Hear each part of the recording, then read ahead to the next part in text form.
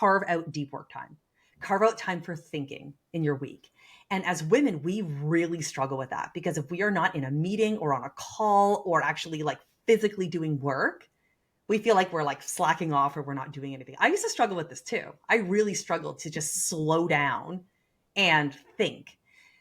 But what I try to tell people is you are actually doing more good for your function and company if you allow yourself to do that, because that's where you come up with the big ideas. And as we know, being good at your job is not what gets you promoted. It's what gets you promoted in the early years. But once you're looking at landing like a director, senior director, or VP role, just being good at your job does not tell them that you can function at the next level. You need to instead be demonstrating, I am ready for the next level. So how do you do that? You need to be carving out time to actually come up with these great ideas that you can then bring to your boss. Welcome back to this episode of Secrets of the Career Game. So many people are trying to navigate a corporate world that is laden with secrets, cleverly hidden, and unspoken rules to a game that most employees don't even know that they're playing. On this podcast, we try to give you a peek behind the curtains and some tips and tricks to ultimately make you successful in your career and help you progress a little bit faster. Today, we have a fabulous guest with us on the podcast. Katy McFee is joining us in the small world that is coaching. We have multiple connections in common, but it has taken us this long to have you on my podcast. So excited to have you here with us today. But Katy is an executive coach and she is founder of Insights to Action. And she is on a mission to help high-performing women fully break through the stubborn director to VP ceiling, which, as we've talked about on this pod before, is a tough transition. So Katy, thanks so much for coming on the episode. I'm excited to chat. I'm so excited to be here. Thanks for having me. So one of the things you talk a lot about is how over-delivering is actually holding us back in our careers. And this is something that I've been pushing on a lot recently. What does that kind of mean to you? Like, how has that manifested in what you've experienced and what you've seen your clients experience with that director to VP ceiling? Yeah, well, so there's a couple of elements to this. So first of all, when we start our career, being a strong executor is what makes us successful, right? Like being the person who puts up their hand for everything, who's like hyper reliable, who gets stuff done, gets it done quickly, gets it done well. That is what you're rewarded for. And this was certainly the case for me. Like I learned pretty young, like early in my career, that if I worked harder and I did more, I did better and I made more money and I got promoted. And so that kind of became like burned in my brain. And as I moved up in leadership, I never changed my playbook. Like I just continued to do that. So if things were going well, I was like, I'm just going to grind harder. I'm just going to work more. I'm going to like outwork everyone else. And I didn't realize that was no longer serving me. And I would say the second piece of that is that as women in particular, I think that we're really conditioned to want to help people, want to please people. And that can also hurt us in this same way where we feel kind of guilty if we are not producing, if we're not putting pen to paper. So all of this comes together and it creates a whole lot of high achieving, super smart, awesome women who are working so hard at excelling in their current role, doing their job well, that they're not focused on their career and their career progression.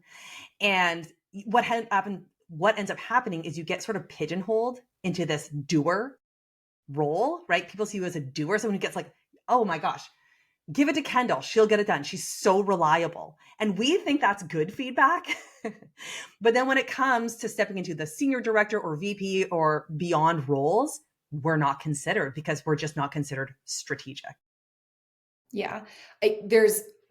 I'm so glad we have this whole episode to talk about this because there's so many things you touched on that I love. One of the things that you mentioned of like, this is how we get rewarded early on in our careers. And then we kind of stick with it. Like I see that as almost like a pothole on our journey because we become this go-to doer. We get all this credit and all this accolade.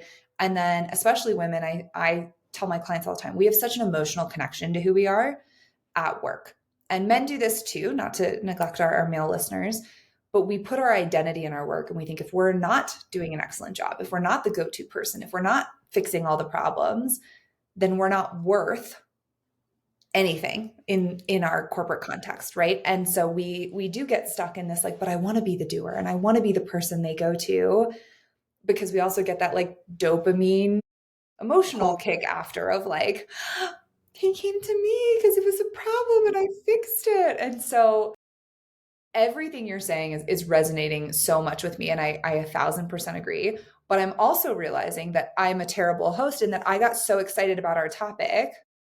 I didn't even let you introduce yourself because I was like, let's just jump into it. I love this. So why don't we back up for just a second and give you a chance to tell listeners a little bit about your professional journey and then what got Mhm. you into providing advice to these individuals who are trying to break through from this director to VP level? You bet. It's a good point because it's like, how does she know? So I know because of the journey I went on. So I spent about 18 years in the corporate space, 15 years in biotech, a few years in tech. And I did eventually work my way up to the VP and EVP level. However, I struggled hard with the sort of manager to director to VP transition. And Mhm. I'd always done really well in my career. I'd always been ambitious and I had always, overachieved and excelled.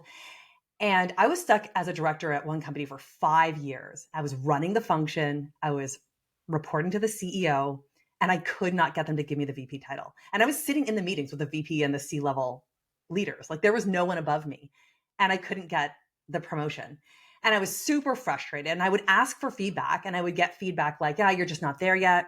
I need to see you be more strategic. And I had no idea what that meant. I was like Googling what is strategic. I'm like, maybe I don't even understand this word. And so eventually I did get there. Okay, I became a VP, I became an EVP. I realized that I really excelled in those roles and it made me kind of obsessed with understanding what makes an executive. Like what are the things that tell us this person's ready? How can you develop those things and then how can you showcase them to people? Because what I noticed was all the women around me were getting stuck at the same spots. So all that to say, became an EVP and decided, I was feeling a little burnt out and was looking for something new in my career. I'd kind of like reached my goals. And when I was thinking about the things that really energized me, it kept coming back to all the women I was mentoring. Long story short, this is where I am today. I run a business where I help women typically like land their first VP roles. I work with women at more senior levels as well.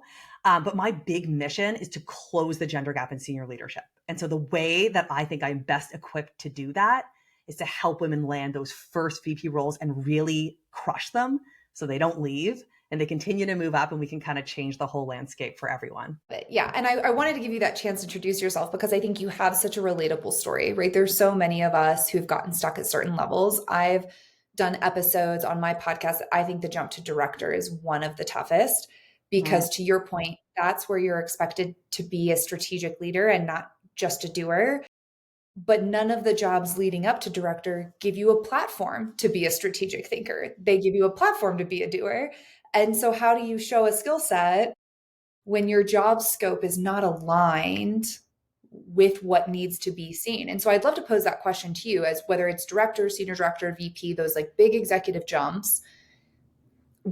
What is that mindset shift? What is that how you show up shift that takes you from being just the doer to being someone who's more of a visionary and more of that executive leader? Yeah, that's a great question.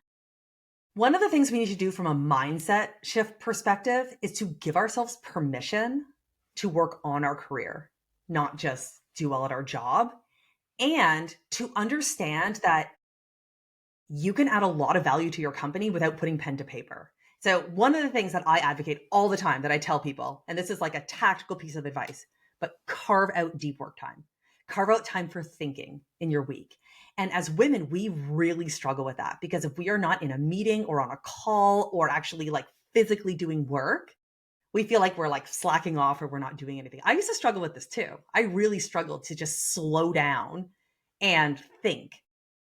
But what I try to tell people is you are actually doing more good for your function and company if you allow yourself to do that, because that's where you come up with the big ideas.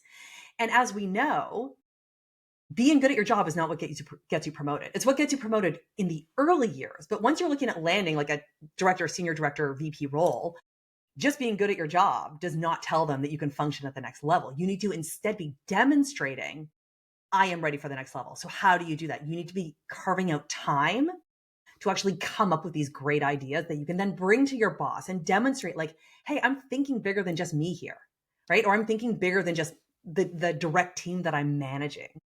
So if you don't carve out the time to do that, then, I love to say like, it's impossible to have a strategic insight in the 5 minutes between Zoom calls. It's just not possible. Yeah. Yeah. Yeah, it's so true. And one of the ways I love to do this is I love to book a conference room, and something that I often encourage my clients to do as well is like book a conference room, have a meeting with yourself, Yeah. keep that meeting, keep that accountability, right? So often, and I'm slight segueing here, but so often we cancel on ourselves, we cancel on our plans with ourselves, our time in the gym, our time with our family, our time alone, our time with our hobbies, our time to think, and like set a meeting, book a room, right? Like have a date with yourself of like, this is my commitment that I'm going to spend this time thinking about this thing. Otherwise, you'll always find an excuse not to do it, right? I'm guilty of this. There are times I'd rather doom scroll on TikTok than do really deep strategic thinking, right? Yeah. Like we've all been there. I would love to see you make ice cubes shaped like butterflies that I'll never make rather than do the deep work required to progress my career. So I love that of like really taking the time to think bigger, think broader, and take yourself out of the work. And why do you think getting stuck in the work holds us back so much, right? Like, obviously, there's a skill requirement shift. There's a, hey, now you have to be strategic. But especially, like, what keeps us in that go to? We talked a little bit about like the dopamine rush, a little bit about like, but that's what we're good at. But like, what really keeps women stuck in that space? Yeah, I mean, the dopamine rush is a big one. Like I think we like that feeling. We like to feel like we're Mhm. achieving and that we're helping.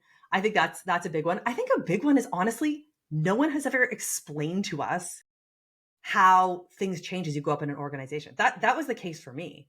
Like had Mhm. someone said to me, "This is exactly what you need to do," I would have done it. I would have been like deep work blocked. Like I Done. really like I remember saying that to my boss. I was like, just tell me what to do. I will do the thing. Like I have no problem taking action. So I know for me personally, it was just a lack of knowledge. It's really hard to find information out there. Certainly when I was going through this, I was like buying every book I could on strategy, on everything else to try to understand like, what am I doing wrong? So I think a piece of it is yeah, it feels good to be a doer and we misunderstand the feedback we're getting. Like we misunderstand, yeah, keep doing what you're doing. You're really doing well at this. We believe that means that means I'm going to get promoted next. It does not mean that. I love reminding women of this. Like if you're not getting constructive feedback and you're not talking about your career path with your boss, very likely they're not thinking about promoting you. So you're doing well in this job does not mean you're set up for a promotion. And it is up to us to seek out more specific and tangible feedback about our career path. Like we should then say, okay, so am I understanding correctly that once that next promotion comes up, that I'm going to be your first choice? No, I didn't say that, right? Then you can actually get curious and ask, like, hey, what do I need to do to be your Mhm. no brainer choice for this? You can ask those questions. But certainly when I was in that position, I remember asking my boss this, and he didn't really have a good answer for me. Like, we have to remind ourselves that sometimes our boss doesn't know. Like, they might not know how they got there. So, we need to also take responsibility for our career progression. And if you're not getting what you need from your boss, you kind of need to look outside. You need to ask yourself, like, where can I find this information? Katy, I can't believe it's taken this long for me to have you on the podcast because you're hitting the nail on the head of why I started Secrets of the Career Game, which is I would do it if you would just tell me, but nobody tells you it's a secret, right? We're playing this game. You may or may not get promoted in it. You may or may not get this opportunity, but we're not going to tell you why. Instead, we're going to use nebulous terms like be more strategic, Oh gosh, or have better executive executive presence. presence. Exactly. Executive presence is one that I talk all the time. People are always coming to me like, "Oh, I want better executive presence." And I'm like, "Awesome. What does that mean?" And they're like, "Well, no, you tell me what it means." I'm like, "No, no." Cuz it's not a thing. So like we need to be really clear on what we're trying to achieve. So you're hitting the nail on the head as far as I'm concerned that this is the biggest thing that holds people back in career progression is nobody knows what it takes to progress and we're afraid to ask. Because what if I ask, hey, am I the no-brainer for this position? And my boss says no. Well, actually, I think that's a gift, right? And this is one thing that I talk a lot about. I think I was literally talking to groups of clients about twice this week already, where I talk about kind of like leadership superpowers. I talk about empathy and I talk about curiosity. And I'm like, the reason curiosity is going to put you in like the top percent is that no one does this. Like most of us, what do you do when your boss says, yeah, I'm not sure you're ready for the next level? You walk out of the room, you're like, yeah, he says I'm not quite ready. I don't know what that means. It's like, well, why didn't you ask him? But no one does. Or a meeting, Mm-hmm. a colleague in a meeting shuts you down and you walk out and you assume what they meant by it, or you assume how they feel about you. And I'm like, just ask. Just be like, hey, sounds like you feel this way. Like, I'd love to understand why, right? It's so simple, but our brains don't do it because, to your point, we're afraid. We don't want to hear the answer that we don't want to hear. But when you have that information, then you can actually do something with it. And that's the reframe that I think so many people miss, Katy, is, oh, but what if he says no? Or what if he tells me I need to work on something?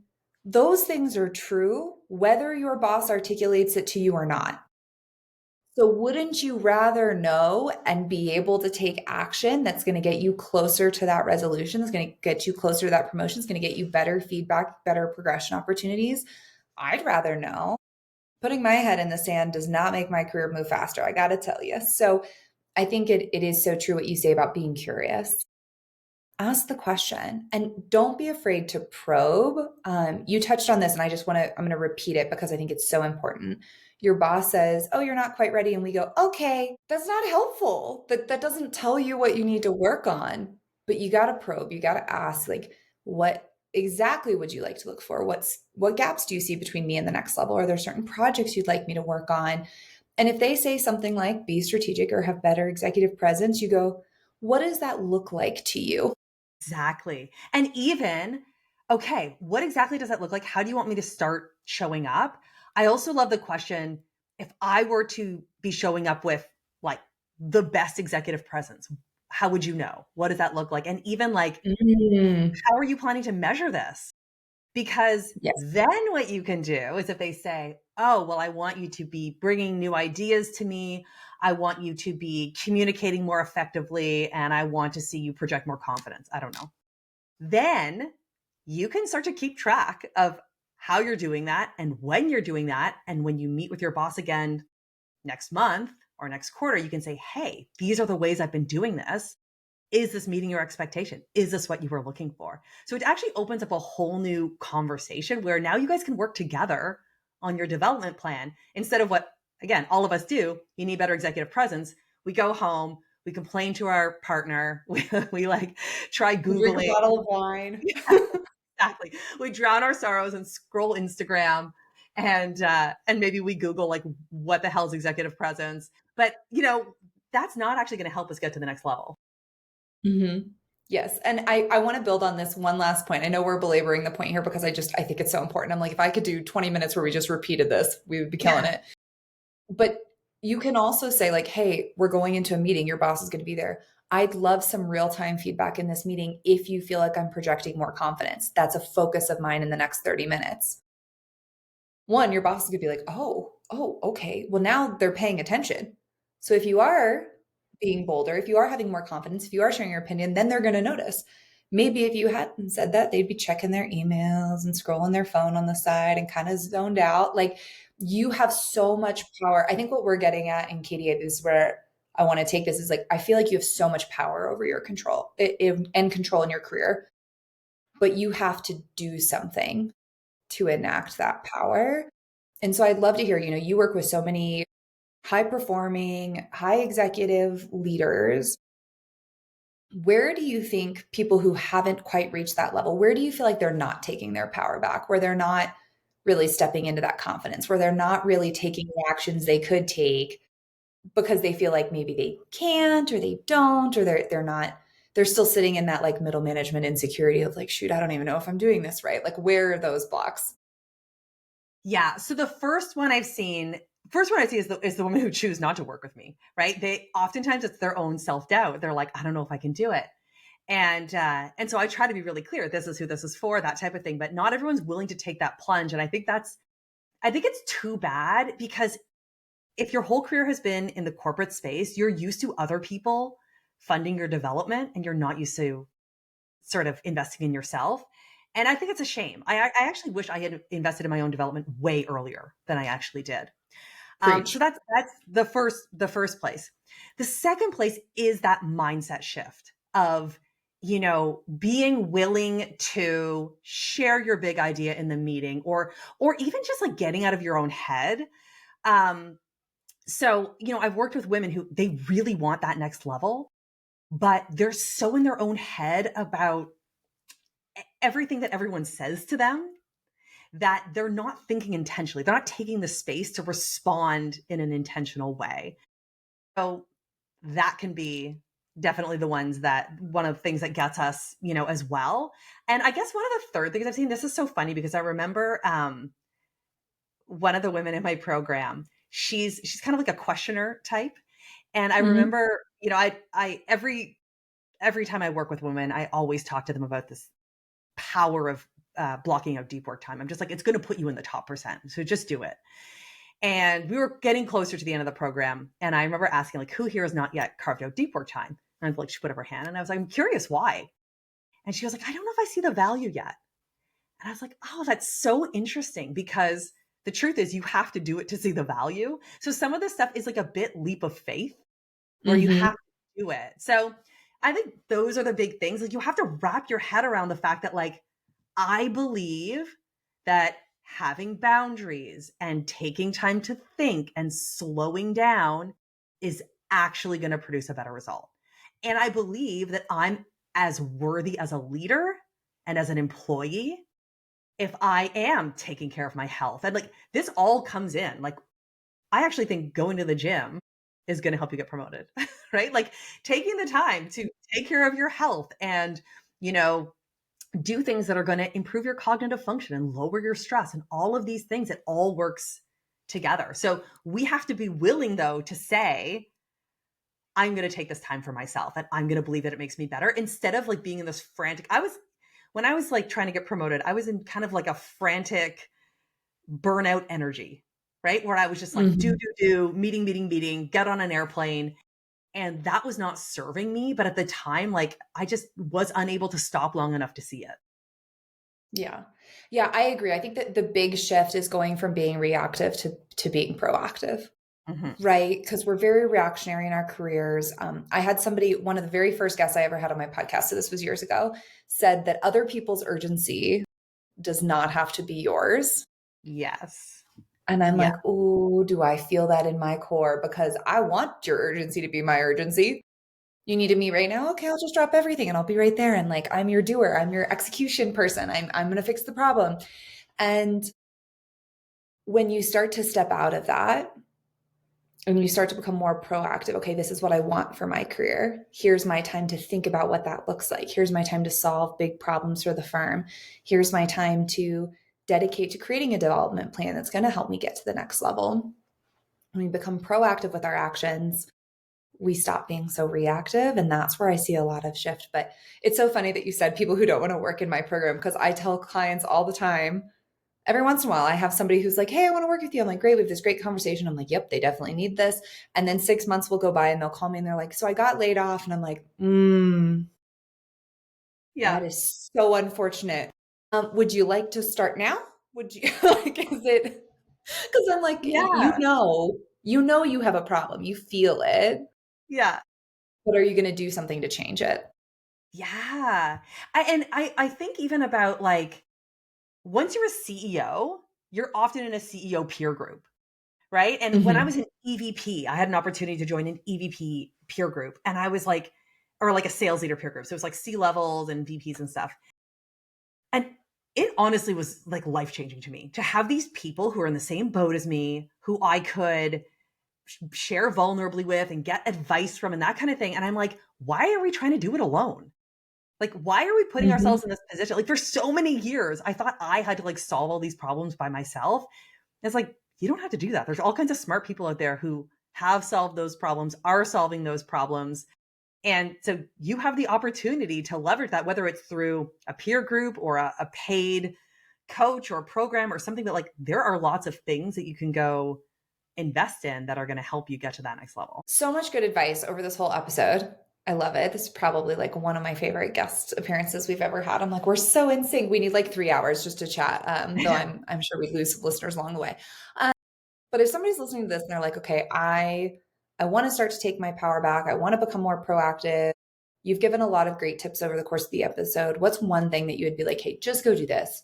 Just start with this and like you will see the change start to happen. Like what's that tactical advice for you? Yeah. So probably unsurprisingly, if you've been listening along, carve out deep work time. Carve out deep work time. And if you're not sure what to do in it, you want to spend that time consuming and ideating.